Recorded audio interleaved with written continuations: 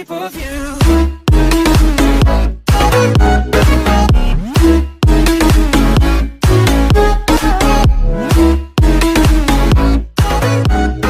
Nama Muhammad Yusuf Putra dari Institut Agama Islam Negeri Metro Lampung atau IAIN Metro Lampung, Fakultas Tarbiyah, Prodi PAI atau Pendidikan Agama Islam, semester 3 dari kelas E. Baik, di sini saya akan coba menjelaskan tentang pengertian tasawuf akhlaki. Pada prinsipnya, tasawuf adalah ilmu tentang moral Islam hingga abad keempat Hijriah. Pada periode ini, aspek moral tasawuf berkaitan erat dengan pembahasan tentang jiwa. Klarifikasinya, kelemahan-kelemahannya, penyakit jiwa sekaligus mencari jalan keluarnya atau pengobatannya. Dengan kata lain, pada mulanya tasawuf itu ditandai ciri-ciri psikologis dan moral, yaitu pembahasan analisis tentang jiwa manusia dalam upaya menciptakan moral yang sempurna. Akhlak dalam tasawuf sebenarnya dua disiplin ilmu Islam yang digali dan dikembangkan oleh ulama Islam dari konsep dasar keislaman Al-Quran dan Al-Hadis, serta diperkaya dari aktivitas Rasulullah SAW dan para sahabatnya, sama dengan ilmu keislaman yang lain seperti fikih, tauhid, tajwid, dan lain-lain. Ilmu akhlak tasawuf hadir dalam Islam pada perkembangan keilmuan Islam ketika Islam masih berada di tempat kelahirannya, Mekah dan Madinah. Ilmu-ilmu keislaman tersebut belum dikenal terkecuali akhlak dan tasawuf dalam pengertian Islam secara formal. Dalam bahasa Arab, kata khulukun berarti perangai, sedang jamnya adalah akhlakun. Dalam bahasa Indonesia berarti tabiat atau watak. Tasawuf akhlaki bermakna membersihkan tingkah laku atau saling membersihkan tingkah laku jika konteksnya dalam manusia. Tingkah laku manusia menjadi sasarannya. Tasawuf akhlaki adalah tasawuf yang berorientasi pada perbaikan akhlak, mencari hakikat kebenaran dan mewujudkan manusia dapat makrifat Allah Subhanahu wa taala. Dengan metode-metode tertentu yang telah dirumuskan, tasawuf akhlaki bisa juga disebut dengan istilah sunni. Tasawuf model ini berusaha untuk mewujudkan akhlak yang mulia dalam diri sufi, sekaligus menghindari diri dari akhlak mazmum atau tercela. Tasawuf akhlaki ini dikembangkan oleh ulama salaf as-salih. Yang selanjutnya adalah tasawuf akhlaki dan karakteristiknya. Tasawuf akhlaki identik dengan tasawuf sunni yang berdasarkan landasannya berpijak kepada Al-Quran dan Hadis. Orientasinya kepada pembentukan akhlak yang mulia atau mahmudah dalam mencari hakikat kebenaran, mewujudkan manusia yang mengenal dan dekat kepada Allah Subhanahu wa taala atau makrifat. Teori-teorinya yang sederhana dan mudah dipahami, tidak dimasuki oleh unsur-unsur filsafat, ajaran-ajaran tasawuf akhlaki. Ada beberapa ajaran, yaitu yang pertama adalah takhali atau usaha membersihkan diri dari semua perilaku yang tercela, baik dosa secara batin maupun lahir. Yang selanjutnya atau yang B adalah tahali, tahap pengisian jiwa dengan berbagai sifat yang terpuji setelah dikosongkan diri dari akhlak-akhlak yang tercela. Sifat-sifat yang terpuji diantaranya tobat, khauf dan raja, atau zuhud, fakir, sabar, ridho, muraqabah dan lain-lain. Yang C adalah tajili, lenyapnya hijab dari sifat-sifat kemanusiaan dan lenyapnya segala yang lain ketika nampaknya wajah Tuhan. Dengan demikian, ajaran tasawuf akhlaki lebih mengedepankan perilaku akhlak yang terpuji dengan berbagai amalannya, lebih berkonsentrasi pada perbaikan akhlak, yang upaya-upaya menghindari akhlak yang tercela sekaligus mewujudkan akhlak yang terpuji di dalam diri. Adapun ciri-ciri tasawuf akhlaki yang lain yaitu melandaskan diri pada Al-Quran dan As-Sunnah. Yang kedua adalah kesinambungan antara hakikat dengan syariat, yaitu keterkaitan antara tasawuf sebagai aspek batinihnya dengan fikih. Yang ketiga adalah lebih bersifat mengajarkan dualisme dalam hubungan antar Tuhan dan manusia. Yang keempat adalah lebih berkonsentrasi pada soal perbinaan, pendidikan akhlak dan pengobatan jiwa dengan cara latihan mental atau tahlil atau tahali dan tajali.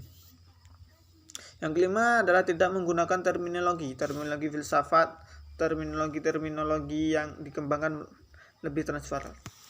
Adapun tokoh-tokoh tasawuf akhlaki, yaitu yang pertama Hasan al-Basri, atau nama asli dari Hasan al-Basri adalah Abu Sa'id al-Hasan bin Yasar. Beliau dilahirkan oleh seorang perempuan yang bernama Khairah dan beliau adalah anak dari Yasar budak Zaid bin Sabit, tepatnya pada tahun 21 Hijriah di kota Madinah, tahun setelah perang Siffin. Ada sumber lain yang menyatakan bahwa beliau lahir 2 tahun sebelum berakhirnya masa pemerintahan Khalifah Umar bin Al-Khattab.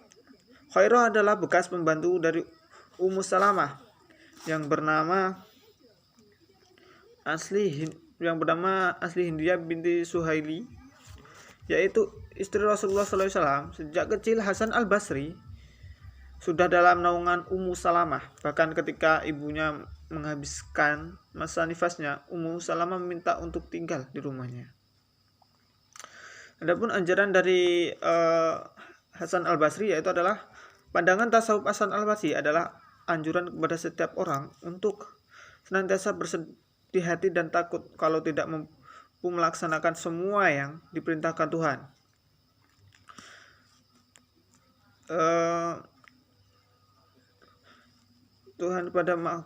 Mampu laksanakan semua yang diperintahkan Tuhan kepada makhluknya dan menjauhi larangannya. Syarani berkata, demikian takutnya sehingga seakan-akan ia merasa bahwa neraka itu hanya dijadikan untuk ia. Hamka juga mengumumkakan sebagian tentang ajaran tasawuf Hasan al-Basri sebagai berikut. Yang pertama adalah perasaan takut menyebabkan hati tentram lebih baik daripada rasa tentram yang menimbulkan rasa takut. Yang kedua adalah dunia adalah negeri tempat untuk beramal. Yang ketiga adalah tafakur. Yang terakhir atau yang keempat adalah orang yang beriman akan senantiasa bersedih pada pagi dan sore hari sebab berada di antara dua perasaan takut mengenang dosa yang telah lalu. Yang selanjutnya adalah kesadaran setiap orang bahwa setiap yang bernyawa akan mengalami kematian. Yang terakhir adalah banyak duka cita di dunia merupakan suatu tindakan yang akan mempertangguh semangat dalam beramal soleh. Yang kedua adalah tokoh tasawuf yaitu Al-Muhasibi. Nama lengkapnya adalah Abu Abdillah Al-Harits bin Asad Al-Muhasibi. Tokoh sufi ini lebih dikenal dengan sebutan Al-Muhasibi. Ia dilahirkan di Basrah, Irak tahun 165 Hijriah atau 781 Masehi dan meninggal di negara yang sama pada tahun 243 Hijriah atau 857 Masehi. Ia adalah sufi dan ulama besar yang menguasai tasawuf. Adapun ajaran tentang makrifat yaitu Al-Muhasibi sangat berhati-hati dalam menjelaskan batasan agama dan tidak mendalami pengertian batin agama yang dapat menyebabkan keraguan. Dalam konteks ini, Al-Muhasibi mengatakan dalam sebuah hadis Nabi yang artinya, pikirkanlah makhluk Allah dan jangan memikirkan zat Allah, sebab kalian akan tersesat karenanya. Menurut Al-Muhasibi ada beberapa tahapan dalam makrifat, yaitu adalah taat. Sikap adalah awal dari kecintaan kepada Allah yang dibuktikan dengan perilaku yang baik.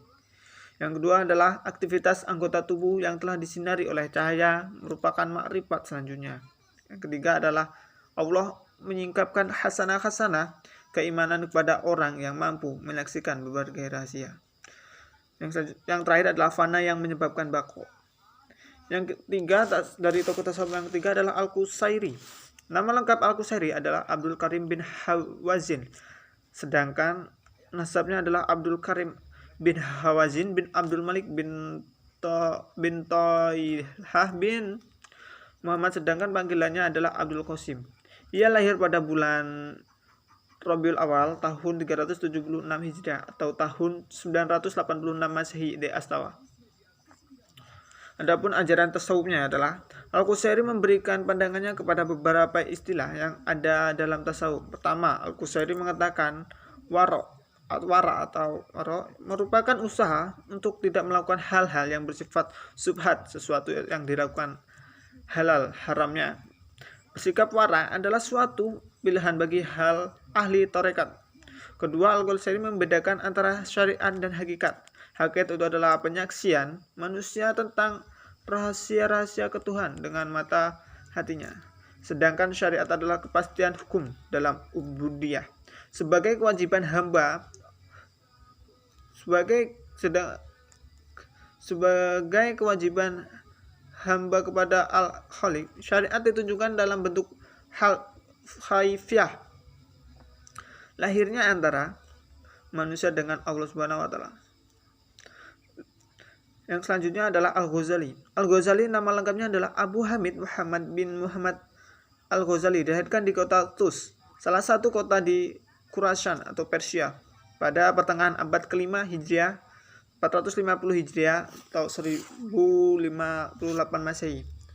Kata dari nama Al-Ghazali kadang-kadang diucapkan Al-Ghazali dengan dua, atau yang diambil dari kata ghazal, artinya tukang pemintal benang, karena pekerjaan ayahnya sebagai pemintal benang wol. Sedangkan kata dari nama Al-Ghazali dengan satu Z, yaitu diambil dari kata Ghazalah, nama kampung kelahiran Al-Ghazali. Ajaran tentang makrifat. Al-Ghazali membedakan jalan pengetahuan untuk baik kepada Tuhan bagi orang awam atau ulama dan orang arif atau sufi. Al-Ghazali membuat perumpamaan tentang keyakinan bahwa seseorang ada di dalam rumah. Keyakinan seseorang awam didasari oleh taklid, yaitu hanya mengikuti ucapan orang bahwa ada seseorang dalam rumah tanpa menyelidikinya lagi. Bagi ulama, keyakinan adanya seseorang di dalam rumah dengan adanya tanda-tanda, misal ada suara yang terdengar dari dalam rumah meskipun tidak kelihatan orangnya. Sedangkan bagi orang arif, tidak hanya dengan tanda-tanda, tetapi mencoba untuk memasuki rumahnya dan menyaksikan dengan mata kepalanya bahwa ada seseorang dan benar-benar berada di dalam rumah. Dengan demikian yang dimaksud dengan makrifat menurut Al-Ghazali tidak seperti orang awam maupun ulama, tetapi makrifat sufi yang mampu merasakan dan menyaksikan adanya Tuhan atas dasar zauq atau zauq rohani dan kasif ilahi tanpa dihalangi oleh hijab apapun. Makrifat semacam ini dapat dicapai oleh para hawas aulia tanpa melalui perantaran atau langsung dari Allah.